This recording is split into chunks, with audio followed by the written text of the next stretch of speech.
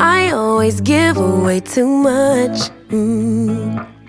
It's like I've got no sense of touch. I'm always pouring out my heart, no little by little here. I'm always pushing things too far. 2, 5, 6, 10 drinks at the bar. No boundaries, I get too close. No little by little here. 'Cause I give my all. Oh, no little by little, I pour out my. You can follow people, you say you'll follow people and communicate with people. But I started looking at her, what she put up, and listening to her podcast and watching her shows, and I said, oh, she's smart. And then I work for the city of Fort Worth, and she has classes about emotional intelligence that she puts on for the city of Fort Worth. And I was like, oh, she do some major stuff. Okay, well, let me look a little bit into this emotional intelligence. And it's much needed in the field that I'm in law enforcement. So without much ado, I can go on and on about that, but I just want you to receive what it is that she's saying. If you have a VIP bag, make sure you go through that. There's some items in there from the speakers, and one of them is a mirror, and you see it here as well. So you'll be using what you have in your bag, but without further ado, I want to bring up Ms. Stae Hall.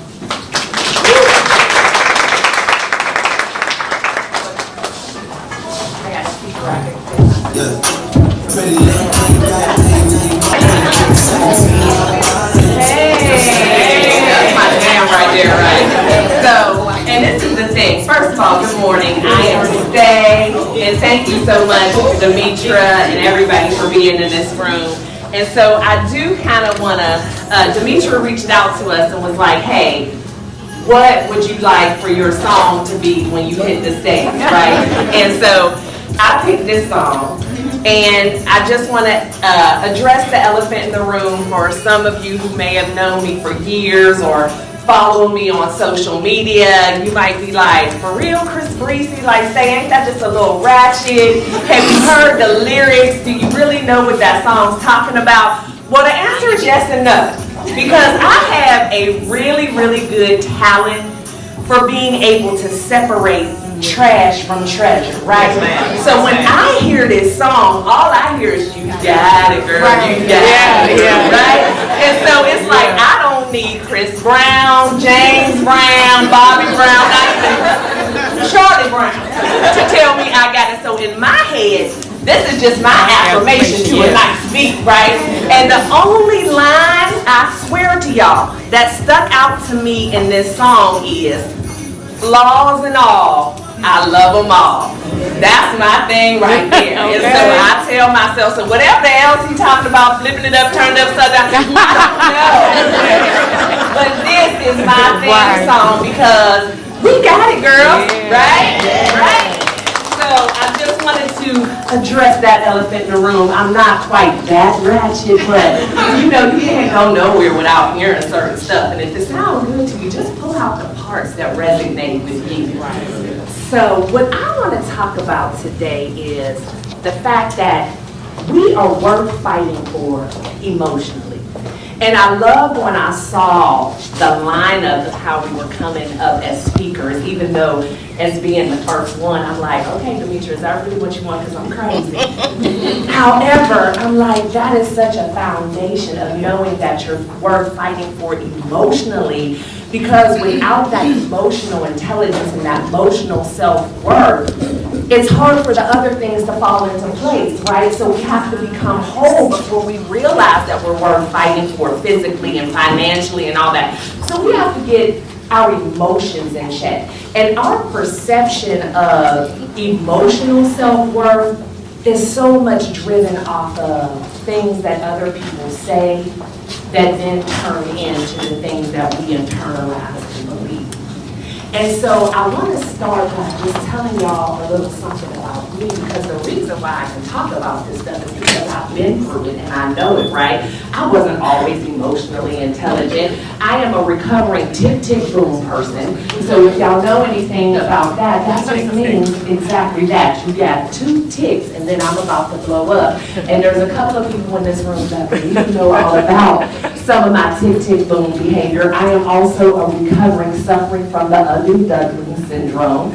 Felt like I didn't fit in with the rest of my family. Surely I had to be adopted because all of these people were the pretty people, and every time my mom combed my hair, she cried and said, I've never seen hair like this before in my life. You just like your daddy's side of the family. So I've had a lot of struggles, which is why I can speak from the place that I speak from. And so what happens so many times, and Demetra, do you mind if I walk away and not use the stage all the time? Okay.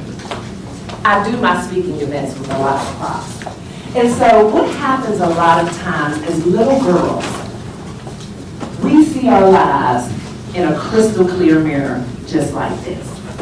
Before we've been tainted by the outside world, before we've been tainted by any of the negative self-talk from others that then ends up in negative self-talk for ourselves, we see our world just like this.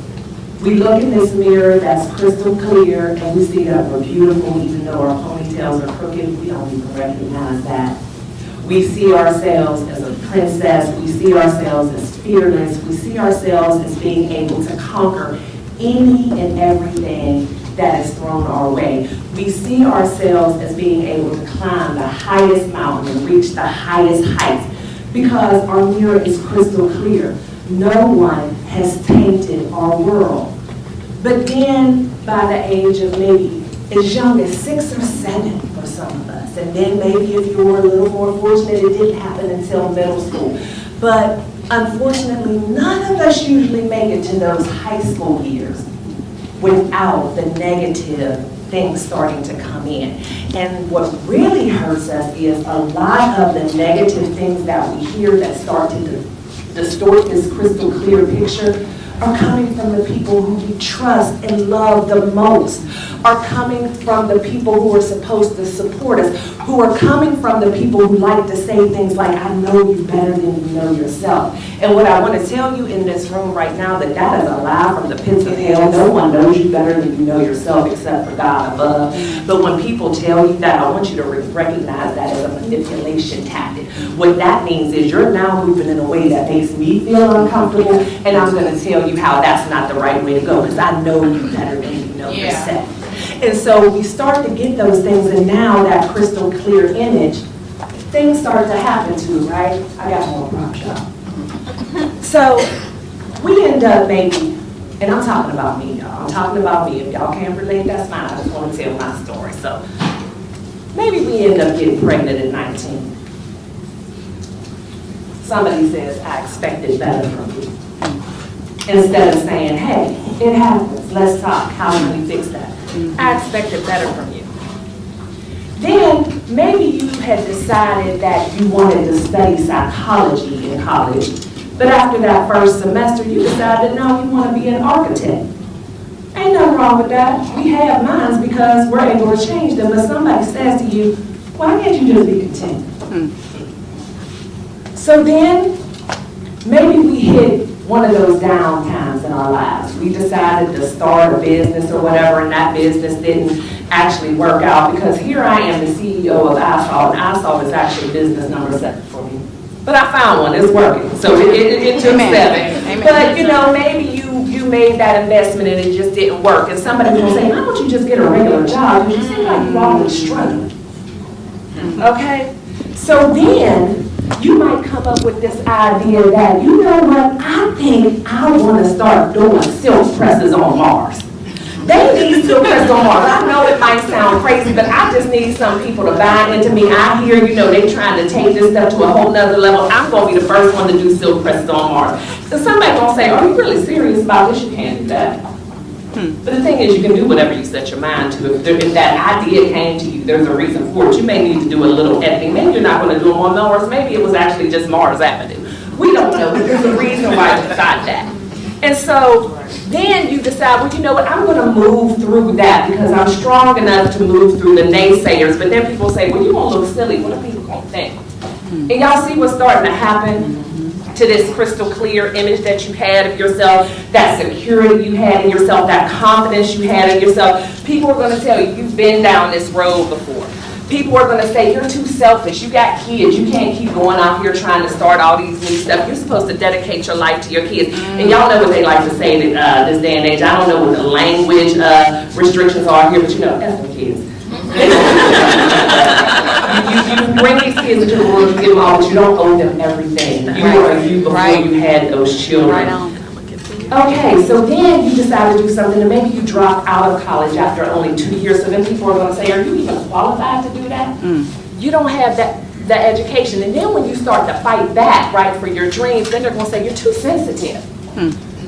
And all of these things are coming from different directions, but guess what? With every single one of these comments, you start to internalize it. Now it's no longer what they're saying, because these are the people who you trust. These are the people who love you. These are the people who oftentimes brought you into this world. So now you're starting to think, am I crazy? Because if my mama keeps questioning all this stuff, then surely I'm missing something. If it's my sister who keeps coming up with all this, maybe I'm missing something. So then they become your thoughts. Then they say, oh, so you're not doing that anymore? I told you, you never finished what you started. Then they say, you know what, I really don't think this is your thing. Why are you trying to do what everybody else is doing? Then they say, you're not quite as experienced as other people. Now again, I'm not talking to y'all, I'm talking to me. This is everything that was said to me.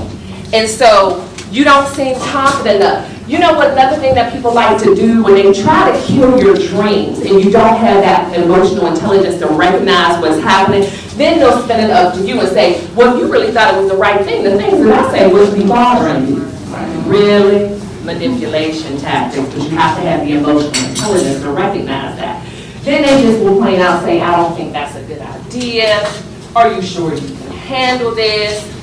You should have thought about that before you started, because of course once you start something, it's supposed to go perfectly smooth, right? And anytime you have a hiccup, anytime there's some kind of setback, well, you should have thought about that before you started. What will other people think?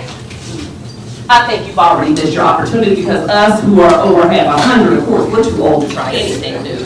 So it's too late, and the list goes on and on. And so now, look at that vision of ourselves. We're no longer seeing that little girl who we used to be. We're seeing all of these things, and we've internalized it. But then one day, the light bulb's going to go off, and something's going to happen, and you're going to realize that you, as well as everything up here, is worth fighting for. And you decide to make a difference. Because as you think about these things, you realize that none of these were your thoughts. Come on, girl. None of these was your vision for yourself. And you remember. And so if you find yourself in this place of any of that, what I put up there, whether you can only relate to one of the Post-it notes, half of the Post-it notes, or all of the Post-it notes, I want you to now take yourself to that place when you were 7 years old, maybe 12 years old. Whenever you can remember that core memory of when things changed, and I want you to remember who that person was, and meet her again, and then start fighting for yourself. And the way you fight for yourself is use a different marker. This is what happens when you don't test it out. But how you fight for yourself is my motto. You start living your life, L-Y-F-E. You love yourself first explicitly. Let's see if this one works. If it doesn't, y'all gonna have to imagine I'm writing these.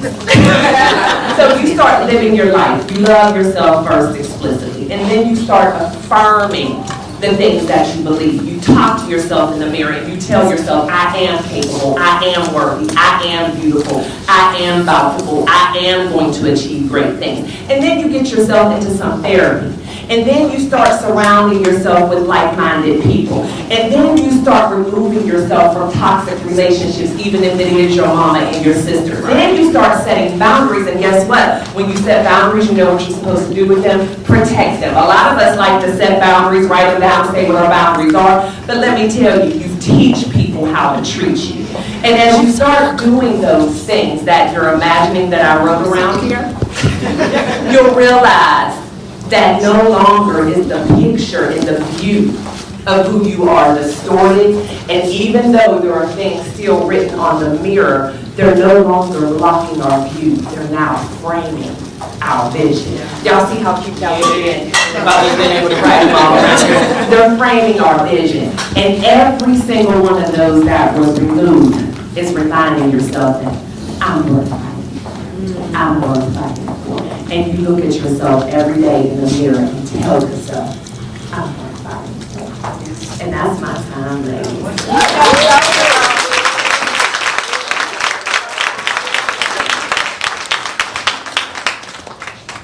I always give away too much. It's like I've got no sense of touch.